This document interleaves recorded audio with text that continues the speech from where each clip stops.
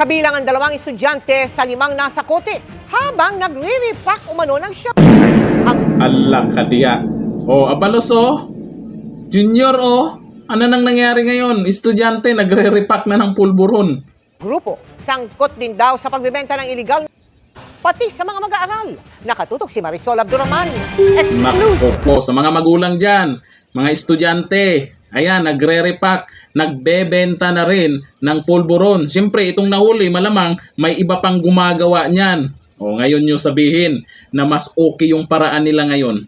Mukhang dumadami sila ngayon. Kasi dati, maraming sumuko dahil takot sa pamamaraan ni Tatay Digong. Ngayon, lantaran na.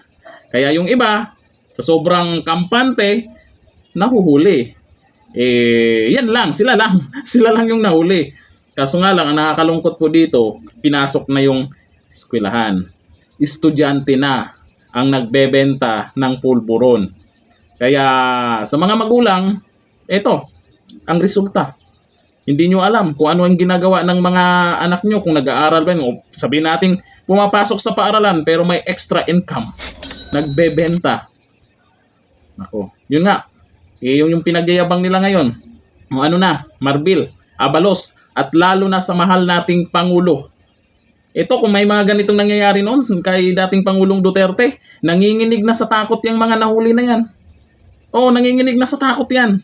Kaya ang ginawa nila noon, kaysa mapano pa, sumuko. At ang daming sumuko noon, di ba, naubusan pa nga kung saan sila ilagay ng lugar kung saan sila ilagay nang dahil sa maraming natakot. Noon, kay Tatay Diggs, maraming natakot. Ngayon, marami ng negosyante. Ayan, pati estudyante, nagtitinda na ng pulburon. Kaya, mas maganda siguro, ngayon, sa darating na eleksyon, 2025, magising na tayo. Kasi malaking bagay din po yan, senatorial election, dyan sa mga congressman na dapat palitan. Kaya sa mga estudyante, kung gusto nyo nagising kayo, hindi kayo aantukin. Baka merong iba dyan, pag inaantok, pulburon agad. Di magkape na lang kayo. Ayan Triple H, Ashitaba. Maganda pa sa kalusugan. Hindi pa kayo magiging vengay. Diba?